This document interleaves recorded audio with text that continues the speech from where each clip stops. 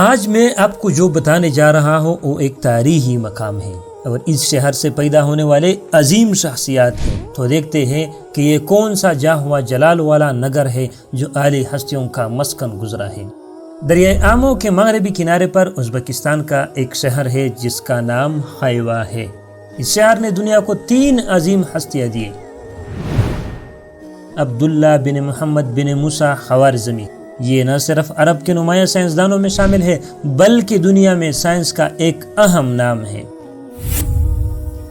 ابو ریحان محمد بن احمد البیرونی ایک بہت بڑے محقق اور سائنسدان تھے۔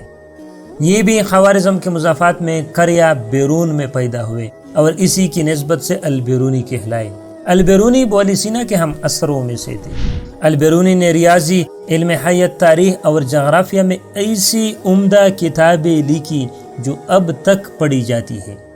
ان میں سے ایک کتاب تحقیق الہند ہے جن میں البیرونی نے ہندوں کے مذہبی عقائد، ان کی تاریخ اور برصغیر پاک و ہند کے جغرافیائی حالات بڑے تحقیق سے لکھے ہیں۔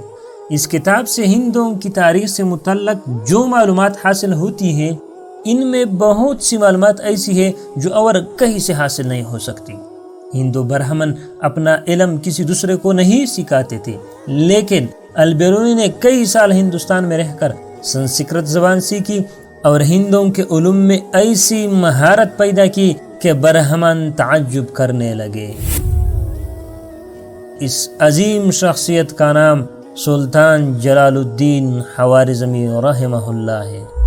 یہ جلال الدین خوارزمی رحمہ اللہ ہی تھے جنہوں نے اپنی معمولی قوت کے ساتھ تاتاریوں کا سال ہا سال مقابلہ کیا اور انہیں حجاز مقدس کی جانب بڑھنے نہیں دیا۔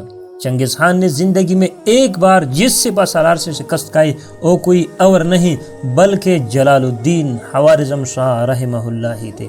جلال الدین خوارزمی رحمہ اللہ ہی تھے جس پر علامہ اقبال رحمہ اللہ نے کہا تھا: دشت و دشت دریا بھی نہ چھوڑے ہم نے، بحر ظلمات میں دوڑا دیے گھوڑے ہم نے۔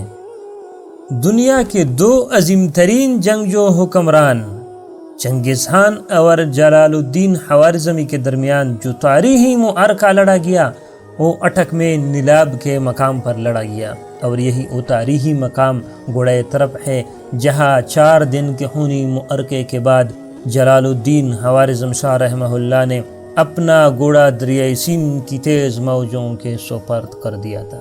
اس معرکے کا سحرانگیز نقشہ ہم نے اس ویڈیو میں تفصیل سے کھینچا ہے جس کا لنک ہم نے ڈسکرپشن میں دیا ہے۔